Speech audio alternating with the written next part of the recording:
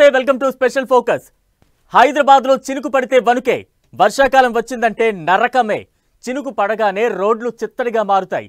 గట్టిగా అరగంట వాన ఎరగదీసిందంటే చాలు నగరం చిగురుటాకులా వణికిపోతుంది. కాలనీలు చెరువుల్లా, వీధులు డ్రైనేజీ మురికి కూపాల్లా తయారవుతాయి. విశ్వనగరంలో సమస్యలు విశ్వరూపం దాల్చుతాయి.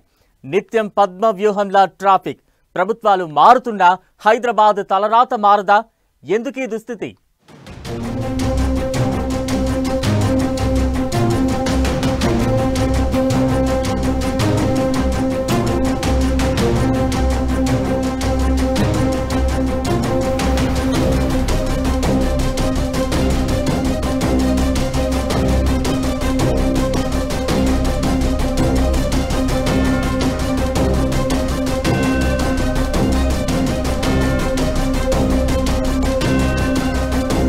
హైదరాబాద్లో చినుకు పడితే వణుకే.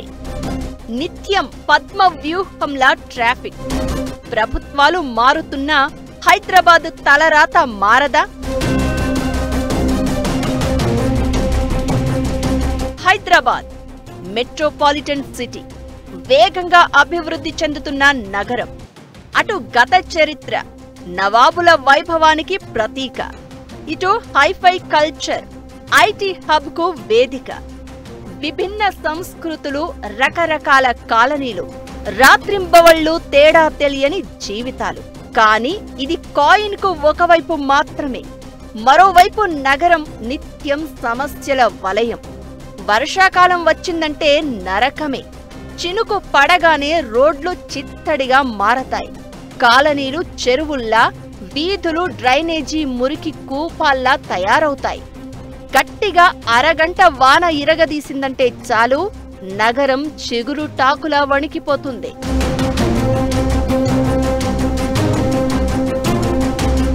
మోకాళ్లలోతు నీళ్లలో పడవలు వేసుకుని ప్రయాణించాల్సిన దుస్థితి. దీనికి తోడు ట్రాఫిక్ సమస్యలు. ఇలా ఒకటి కాదు, రెండు కాదు. వానాకాలం వచ్చిందంటే భాగ్యనగరం సమస్యల నిలయంగానే ప్రతి ఒక్కరికి దర్శనమిస్తుంది. మరీ ముఖ్యంగా వర్షాకాలం విశ్వనగరంలో సమస్యలు విశ్వరూపం దాల్చుతాయి. హైదరాబాద్ లో నాన్ స్టాప్ గా అరగంట వాన పడితే రోడ్లన్నీ వరద నీటితో నిండిపోతాయి. అక్కడా ఇక్కడా అని తేడా లేదు. ఏ గల్లీలో చూసినా ఇదే సమస్య.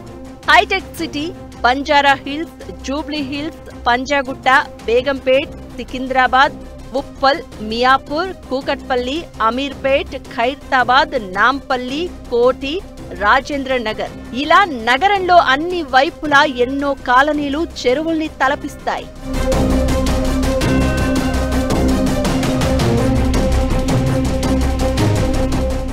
ఇప్పుడు వర్షం పడితే ఆ నీళ్లు డ్రైన్లలోకి వెళ్ళాలి, కానీ సఫిషియెంట్ గా డ్రైన్స్ లేవు. లేదా ఉన్న డ్రైన్లు ఇప్పటికే ఎంక్రోచ్మెంట్ అయినటువంటి పరిస్థితి, లేదా డ్రైన్లను సరిగా క్లియర్ చేయకపోవడం కారణంగా రోడ్లే మొత్తం చెరువుల్లాగా, కుంటల్లాగా కంప్లీట్ గా రోడ్డు మీద ప్రయాణం చేసే పరిస్థితి లేకుండా పోతుంది. అందుకని సిటీలో తగినంత డ్రైనేజ్ సిస్టమ్ అభివృద్ధి కాకుండా, నాలాలు వెడల్పు కాకుండా, పడ్డ వర్షం మూసీలోకో, చెరువుల్లోకో, కుంటల్లోకి వెళ్లే పరిస్థితి క్రియేట్ చేయకుండా ఈ రోడ్ల మీద ఈ ట్రాఫిక్ జామ్లని, నీటి వల్ల వచ్చే ట్రాఫిక్ సమస్యల్ని పరిష్కారం చేయడం సాధ్యం కాదు. ఇది గత చాలా కాలంగా కొనసాగుతుంది. వానాకాలం వర్షం బీభత్సం సృష్టించి కాస్త గ్యాప్ ఇచ్చినా సరే నగర వాసులకు ట్రాఫిక్ కష్టాలు మాత్రం కంటిన్యూ అవుతూనే ఉంటాయి. ఉదయం, సాయంత్రం వేళల్లో ఆఫీసులకు వెళ్లే వారికి పెరుగుతున్న ట్రాఫిక్ పెను సమస్యగానే కనపడుతుంది. వరుణ దేవుడు బ్రేక్ ఇచ్చినా ట్రాఫిక్ పద్మ వ్యూహం నుంచి బయట పడడం పెద్ద సవాలే. దీంతో చినుకు పడితే గంటల కొద్దీ ట్రాఫిక్ లో రోడ్లపైనే గడపాల్సిన దుస్థితి నెలకొంటోంది. వానాకాలం సైబరాబాద్ ఐటీ కారిడార్ లో ప్రతిరోజు కిలోమీటర్ల కొద్దీ ట్రాఫిక్ జామ్ భయపెడుతోంది. అయితే మెట్రో రైల్ ప్రయాణం కాస్త రిలీఫ్ ఇచ్చే విషయం. సాధారణ సమయాల్లోనే ఉదయం, సాయంత్రాల్లో మెట్రోలో నిలబడి ప్రయాణాలు చేయడం నగరవాసులకు అలవాటే. కానీ వానాకాలం ట్రాఫిక్ జామ్ సమయాల్లో చాలా మంది ఒకేసారి మెట్రో ప్రయాణాల వైపు మొగ్గు చూపడంతో స్టేషన్లన్నీ ఇసుకేస్తే రాలనంత రద్దీగా మారుతాయి. ఇక ఇక నగరంలో డ్రైనేజీ అస్తవ్యస్తంగా ఉండడంతో మురుగునీరు రోడ్లపై పెద్ద కాలువల్లా పారుతూ ఉంటుంది. వర్షం నీరు మోకాలు లోతుకు నిలిచి ఉంటుంది. కాలనీల్లోకి బస్తీల్లోకి వరద ప్రవాహం పెరిగి ఇళ్లన్నీ వర్షపు నీటితో మునిగిపోయే పరిస్థితి కనబడుతుంది. చార్మినార్, ఓల్డ్ సిటీలోని పలు ప్రాంతాల్లో అయితే వానొస్తే ఇక ఆ రోజు జాగారమే. ఇళ్లలోకి చేరే వర్షపు నీటిలోనే జీవితం దుర్భరంగా వెళ్లదీయాల్సి ఉంటోంది. వర్షం పడినప్పుడు రోడ్లు నీటితో నిండిపోతాయి. హైటెక్ సిటీ, బంజారా హిల్స్, కూకట్పల్లి, అమీర్పేట్ వంటి బిజీ ప్రాంతాల్లో గంటల తరబడి ట్రాఫిక్ జామ్లు సాధారణమవుతున్నాయి. 2024 సెప్టెంబర్లో ఒకే రోజు వర్షంతో హైటెక్ సిటీలో వాహనాలు 2 గంటలకు పైగా నిలిచిపోయాయి. ఈ సమస్యలు ప్రజల రోజువారీ జీవితాన్ని దెబ్బతీస్తున్నాయి, ఆర్థిక నష్టాన్ని కలిగిస్తున్నాయి. హైదరాబాద్లో వర్షాలు, వరద కష్టాలు, ట్రాఫిక్, డ్రైనేజ్ సమస్య, రోడ్ల దుస్థితి ఇవన్నీ ఇవాల్టివేం కాదు. గత దశాబ్ద కాలంగా నగరంలో ఈ సమస్యలు ఏటా ప్రభుత్వానికి సవాళ్లు విసురుతూనే ఉన్నాయి. గత ప్రభుత్వాల నుంచి నేటి ప్రభుత్వం వరకు రకరకాల యాక్షన్ ప్లాన్స్ రెడీ చేశాయి. కొన్ని మార్పులు చేర్పులు చేశాయి. మూసీ నది ఒడ్డున నిర్మాణమైన హైదరాబాద్ నగరంలో డ్రైనేజీ వ్యవస్థ ఏర్పడడానికి 16వ శతాబ్దంలోనే పునాదులు పడ్డాయి. అయితే 20వ శతాబ్దం ప్రారంభంలో డ్రైనేజీ వ్యవస్థను పటిష్టం చేసే చర్యలకు ముందడుగు పడింది. 1908లో మూసీ నది వరదలు ఇందుకు కారణం. అప్పటి నుంచే డ్రైనేజీ వ్యవస్థ రూపొందించేందుకు అడుగులు వేసింది నాటి నిజాం సర్కార్. కానీ దశాబ్దాలు గడిచినా ఇంకా అవే డ్రైనేజ్ సిస్టమ్, అవే రోడ్లు, కాలువలు, పైగా నగరాభివృద్ధితో పాటు చెరువులు, కుంటల ఆక్రమణలు ఇలా నగరాన్ని చినుకు పడితే మునిగేలా చేశాయి.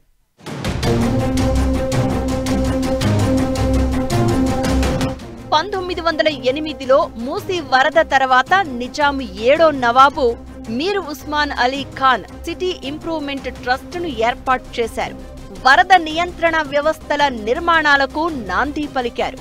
1920లో ఉస్మాన్ సాగర్, 1927లో హిమాయత్ సాగర్ ప్రాజెక్టుల్ని కట్టించి వరద నుంచి నగరానికి ముప్పు లేకుండా చేశారు. డ్రైనేజీ కాలువల ప్లానింగ్ లో అప్పటి ప్రసిద్ధ ఇంజనీర్ మోక్షగుండం విశ్వేశ్వరయ్య ప్రణాళికలతో నిర్మాణాలు చేశారు. ఇవి వరదల నుంచి ఓల్డ్ సిటీతో పాటు కొత్తగా విస్తరిస్తూ వచ్చిన నగరాభివృద్ధికి ఎంతో ఉపయోగపడ్డాయి. అండర్ గ్రౌండ్ డ్రైనేజీ వ్యవస్థ, ఓపెన్ నాలాలు, స్మార్ట్ మేనేజ్మెంట్ బాగా జరిగేది. అదే సమయంలో రైల్వేల విస్తరణ, విద్యుత్, డ్రైనేజీ లింక్ సిస్టమ్ ప్రారంభమైంది. కానీ 1950 తర్వాత పారిశ్రామికంగా హైదరాబాద్ వేగంగా అభివృద్ధి చెందింది.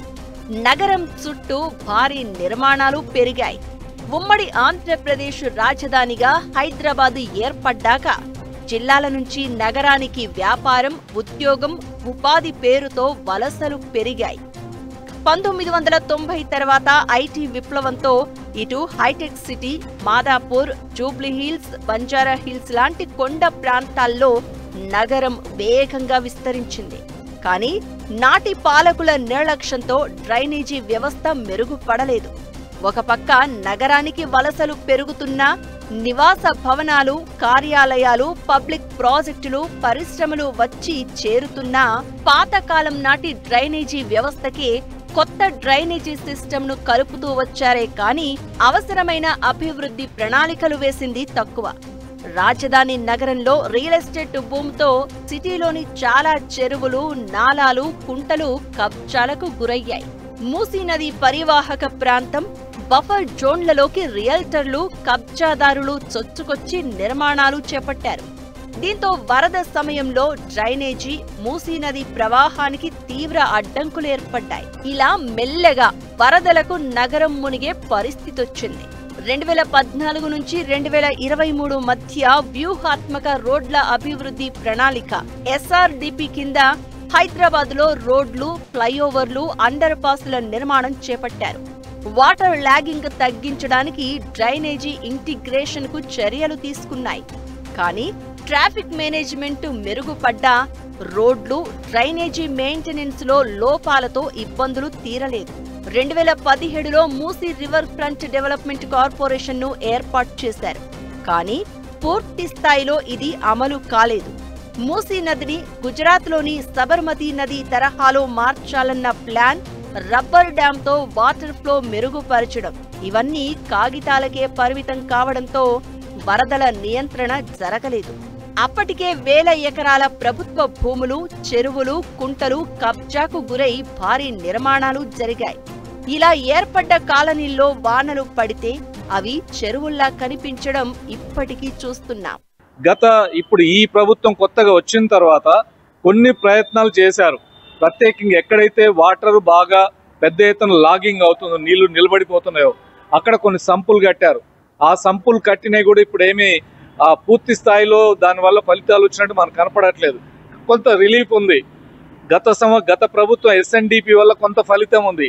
కానీ ఇది ఇప్పుడు కొద్ది కాలంగా చేసినటువంటి ప్రయత్నాలు నగరం మొత్తం మీద మార్పు రావాలంటే మాత్రం ఈ నాలాలు, డ్రైనేజ్ సిస్టమ్ మీద సఫిషియెంట్గా నిధులు పెట్టాలి. దానికి ఇంప్లిమెంటేషన్ జరగాలి. అది జరగకుండా హైదరాబాద్లో ఈ సమస్య పరిష్కారం కూడా సాధ్యం కాదు. హైదరాబాద్ ఇమేజ్ పెరగాలి. అంతర్జాతీయ నగరంగా మారాలంటే ఒక్క వర్షంతో ఉన్న ఇమేజ్ కూడా మొత్తం పోతుంది. అది జరగాలంటే మాత్రం రాష్ట్ర ప్రభుత్వం, కేంద్ర ప్రభుత్వం కూడా తగినంత నిధులు ఇచ్చి ఆ రకంగా నగరంలో ఈ డ్రైనేజ్ సిస్టమ్ దీన్ని డెవలప్ చేయాలి. ప్రస్తుతం కాంగ్రెస్ ప్రభుత్వం నగరాభివృద్ధిపై చాలా ఫోకస్ పెంచింది.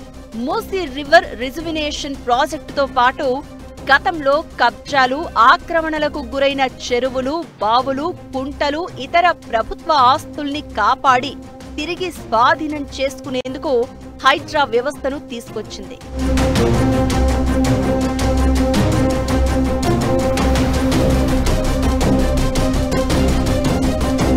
అలాగే మూసీ నది పరివాహక ప్రాంతాల్లో బఫర్ జోన్లలో ఆక్రమణలకు అడ్డుకట్ట వేసి నది పొడవునా కిలోమీటర్ల మేర మూసీ సుందరీకరణ ప్రాజెక్టుకు అడుగులు వేసింది. చెరువుల్ని పునరుద్ధరణ చేస్తూనే వరదల సమయంలో నీళ్లను నిల్వ ఉంచేలా చెరువులు, కుంటలను అనుసంధానం చేస్తూ మురుగునీటిని సక్రమంగా నిర్వహించే వ్యవస్థలపై దృష్టి సారించింది. హుసేన్ సాగర్, దుర్గం చెరువు లాంటి చెరువుల్ని మూసీ నదితో అనుసంధానం చేయడం ద్వారా వర్షాకాలంలో వరదల నుంచి చాలా వరకు ముప్పును తగ్గించే దిశగా చర్యలు చేపట్టింది. ఇటు హైటెక్ సిటీ, మాదాపూర్, గచ్చిబౌలి, నార్సింగి వరకు ఐటీ కారిడార్ విస్తరించింది. అటు పటాన్ చెరువు నుంచి రాజేంద్రనగర్ వరకు నగరంలో పూర్తి స్థాయిలో కాలనీలు, రోడ్ల విస్తరణ జరగలేదు. సికింద్రాబాద్, ఉప్పల్, బేగంపేట్, పంజాగుట్ట, చార్మినార్, పాతబస్తీ ఇలా చాలా ప్రాంతాల్లో డ్రైనేజీ వ్యవస్థల్ని పునర్నిర్మించే కార్యక్రమాలు పూర్తిగా జరగలేదు. కొత్తగా నిర్మించే కాలనీల్లో కూడా మురుగునీటి నిర్వహణ పూర్తి స్థాయిలో సమర్థవంతంగా జరగలేదు. దీంతో వాన పడిందంటే నగరం వరద నీరు, ట్రాఫిక్, డ్రైనేజీ సమస్యలతో నరకంగా మారుతోంది. ఈ సమస్యల పరిష్కారం అంటే అందుకు దీర్ఘకాలిక అభివృద్ధి ప్రణాళికలు అవసరమని ప్రభుత్వం చెబుతోంది. అయితే తక్షణం స్పందించేలా హైడ్రా, జీహెచ్ఎంసీ బృందాలు వర్షం పడిన సమయాల్లో రంగంలోకి దిగుతున్నాయి. దీంతో ట్రాఫిక్, మురుగునీరు, వరద సమస్యలకు కొంత అడ్డుకట్ట పడింది. మూసీ నది సుందరీకరణ, చెరువుల పునరుద్ధరణ, కుంటల మరమ్మతులు, కాలువలు, మురుగునీటి నిర్వహణ, రోడ్ల విస్తరణ, మరిన్ని ఫ్లైఓవర్లు, అండర్ పాస్ రోడ్ల నిర్మాణాలు, పాత డ్రైనేజీ వ్యవస్థలను పునరుద్ధరించి ప్రణాళికలతో కాలనీలు, బస్తీల్లో నిర్మాణాలు చేపట్టేలా హైడ్రా, జీహెచ్ఎంసీ చర్యలు తీసుకుంటోంది. దీంతో భవిష్యత్తులో విశ్వనగరాన్ని స్వర్గధామంగా మార్చాలన్న సంకల్పంతో ఉంది. మరి ఆ దిశగా ఏ మేరకు అడుగులు ముందుకు పడతాయో చూడాలి.